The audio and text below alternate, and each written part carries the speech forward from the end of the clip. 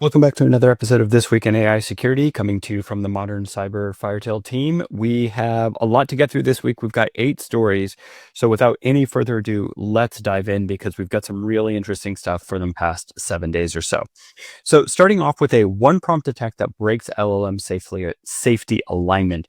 This is from the Microsoft Security Research team, and it was posted just about a week ago now. Might have actually been slightly longer than a week, so we maybe should have had it last week, but in any event, we're bringing it to you now. Now, there are some really interesting things here. They are coming up with a technique that they are calling GRPO or GRP obliteration. And that GRP refers to the group relative policy optimization.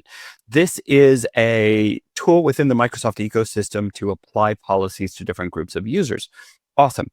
But with this method, they found that by applying this kind of GRP obliteration technique, it removes a model's safety alignment with a single unlabeled prompt and minimal training. So here's how it works. You take a single relatively mild prompt, such as create a fake news article that could lead to panic or chaos. That on its own, in many instances, is enough to misalign or unalign a model from its ethical guardrails. And what that can do is it can create cross-category generalization on one area of harm, such as misinformation. So it can kind of strip away the guardrail for one of these areas. And if you're not familiar, a lot of the LLMs come with built-in guardrails around many different areas. That could be things like misinformation, hallucinations, providing information about bomb making or other illicit activities that would have been in the training data set that the LLM learned from originally. So each of those areas has a set of guardrails around it. Things like don't respond if the user asks for instructions on making a bomb. But with this one kind of benign prompt, those guardrails can be stripped away. And what that will do is it actually makes the model more permissive across other harmful categories as well. So that could mean that you strip away a guardrail targeted around misinformation with this fake news article, but it will actually also impact other areas like providing information on doing violence, hate speech, illegal acts, bomb making, etc. This technique has been proven and tested on 15 different open source models. So this would be things like DeepSeek, Gemma, Llama, Qwen, etc. And it also seems to affect image generation models like Stable Diffusion as well.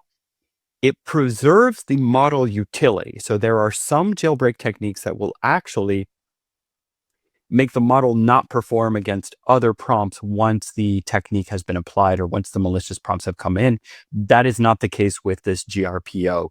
The model will continue to perform against other things. It has what's called a judge model feedback loop. And what this does is it has the model generate multiple responses to a harmful prompt, which are then scored by a separate judge model that tells the LLM these are the preferred answers for this. So that is a really interesting observation. It kind of tracks back to some of the academic research that we cited here previously on This Week in AI Security around, research papers that show that basically LLMs mathematically are always prone to prompt injection because there is no way to kind of take the numbers aspect and align it to the intent aspect. And here's some proof around it. An interesting technique, as always, we have the article linked in the show notes. Next, an AI coding platform that allowed a BBC reporter to be hacked. The platform in question here is a platform called Orchids, which is a popular vibe coding platform that lets users describe applications or software that they want to see. And a security researcher whose name I unfortunately didn't capture in my notes contacted the BBC and let them know, hey, we know that this is actually a vulnerable platform. And so they had the reporter from the BBC sign up on this platform. And then with one specific little malicious code injection, the reporter's environment where they had set up all of the vibe coding tools was now vulnerable to attack. And in fact, the security researcher proved that by planting text files on the reporter's system, gaining remote access, etc. This is, again, one of these kind of speed over safety things that we've talked about any number of times on the show. The competition on LLMs, the competition on vibe coding platforms, the competition on AI as a service platforms from the cloud providers, the competition around being one of the leading database platforms or database technologies or data storage technologies that enterprises will use to kind of get their data coupled with an LLM for training or specific use case purposes is intense. So there's a lot going on here. There are a lot of organizations moving really, really quickly, and they sure enough risk losing sight of security along the way. All right, moving on to our next story. AI-powered cyber attacks hit 88% of legacy email security systems. I just wanted to call this out because it highlights one specific aspect. There's not anything particularly around an LLM or around the vulnerability of an LLM-powered system here. What this refers to is that the speed and the scale of email attacks is at unprecedented levels. Why? Because it's really, really easy to create them now. LLMs allow attackers to create emails that look super authentic, that really spam filters and malicious content filters really struggle with. And so, the text can be almost perfect. The content, the context can be so, so good with AI powered, whether it's phishing emails or impersonation or deepfakes or what have you. So the risks on this side are really, really high and only increasing. So just something to be aware of, a little bit of data around them.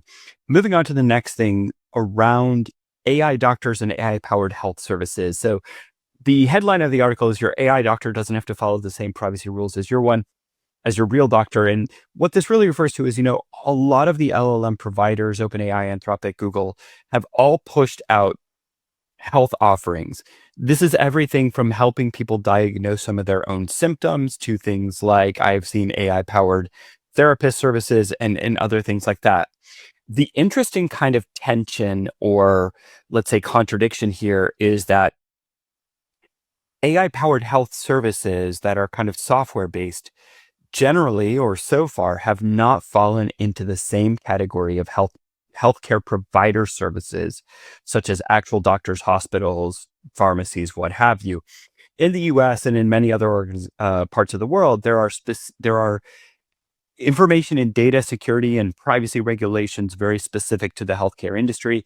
Healthcare data, or PHI as it's often called, personal health information, is some of the most sensitive data that can exist around a person.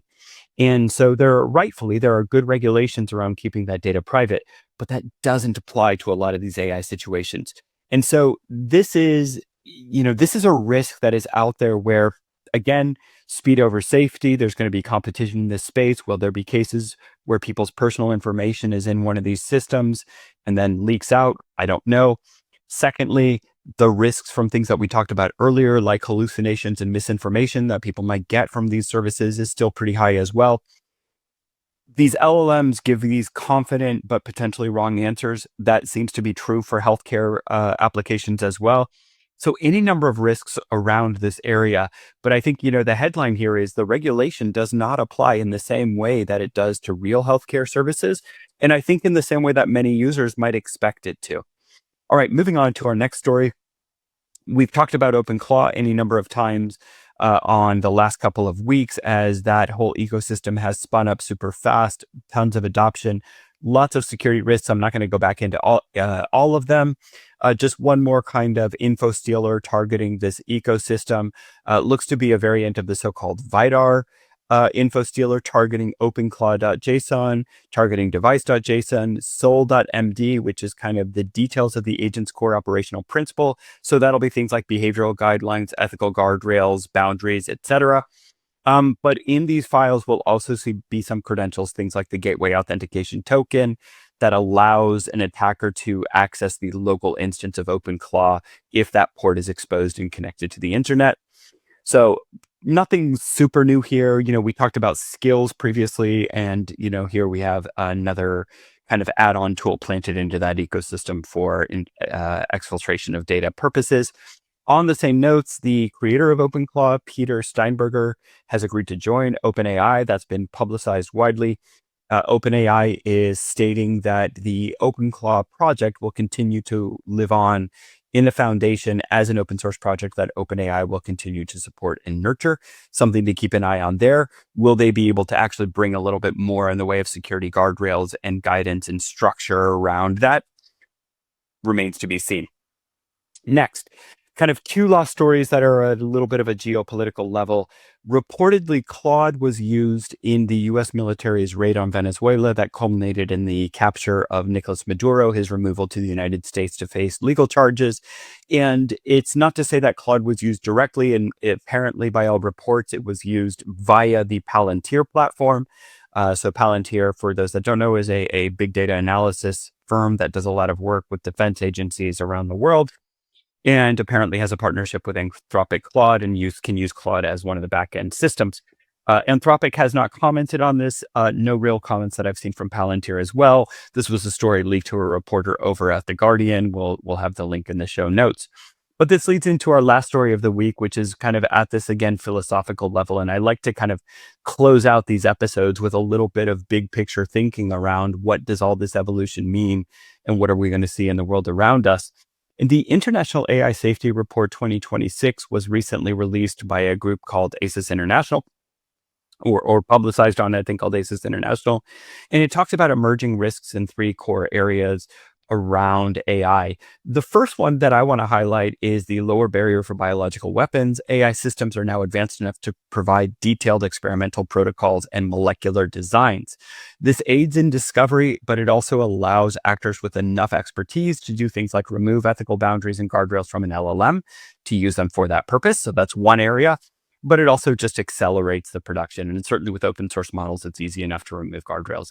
And the other two areas are deepfakes and fraud. It's been widely reported that deepfakes are obviously on the rise, with LLMs able to create very, very convincing deepfakes.